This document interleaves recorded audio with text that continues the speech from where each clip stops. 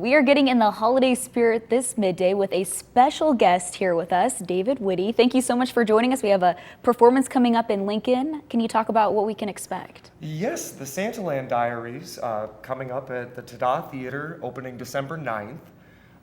It's a one-man, sort of irreverent holiday comedy where I play Crumpet the Elf, who is an aspiring actor who's moved to New York, and he has really high hopes for himself. But, you know, it's often a pretty difficult journey in New York for a struggling actor. So he finds himself forced to settle with a job working as an elf at Santaland in Macy's. And he isn't the happiest about it. So as he encounters other elves and Santas and customers, he finds himself making a lot of commentary on these people and his thoughts about them.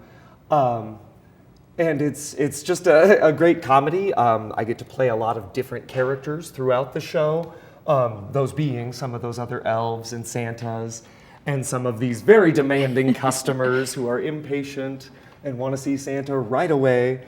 But it should be a lot of fun. Yeah, what's it like being a one-man show? Well, it's a challenge. Definitely having a great director, Bob, working with me on establishing sort of different beats throughout the show, different actions and ways of connecting them so that I have that immediate sort of memory recall and can get right through the show. But it clips along. It's a pretty fast-moving story with a lot of events occurring in the build-up to Christmas Eve. What's kind of been your favorite thing about preparing for this show? Gosh, really, I think finding all of the comedy that is in it, all of the jokes. Some of it is kind of written in what could be perceived as maybe kind of like an underplayed, sarcastic kind of thing, but there's so much there. He has so many responses, reactions, ways of describing his experiences working as an elf that are just hilarious. It's really fun to sink my teeth into that. Yeah, and how'd you get involved in theater and with the Tada? I studied theater in college and have continued to do it since then.